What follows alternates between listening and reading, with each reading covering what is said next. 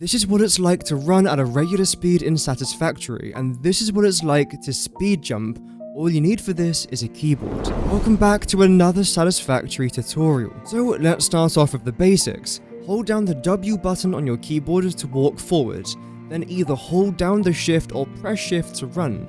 You can change this setting by going into your options tab, selecting controls, then either enabling or disabling hold to sprint. Now after a small run up, make sure that you press the C button and preferably try not to let it go. If you do, you won't be able to do this trick.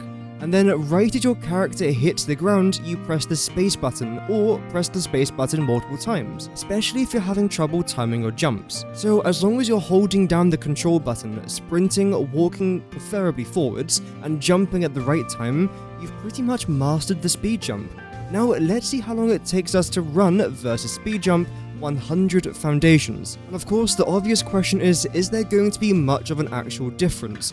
Well, for the first, I would say 15 foundations, not really. However, as you can now see, we are slowly starting to pick up some speed.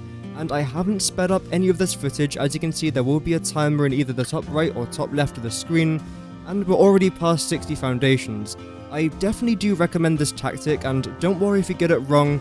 It is difficult to get right the first couple of times, but just like that, we've done 100 foundations in just a few seconds, as I slowly fall to my death. Now it's time for our regular running speed, and I am most certainly going to be speeding this one up, because as you can most likely imagine, this took a very long time. This just shows that the speed jump is actually pretty efficient in Satisfactory. You don't need a vehicle, you just have to run essentially, and that's about it. There we have it, our 100 foundations, and yeah, speed jumping was definitely better here. Now, with some closing notes, I will say that doing the speed jump tactic on a flat surface or even going downhill is completely fine. However, as you're seeing, when you try and go uphill, it just doesn't work. So of course, regular running is probably better here, but again, if you are trying to go down or if you are on a flat surface, I do recommend doing this tactic, especially when you are trying to maneuver around your factory. It actually ends up being pretty good.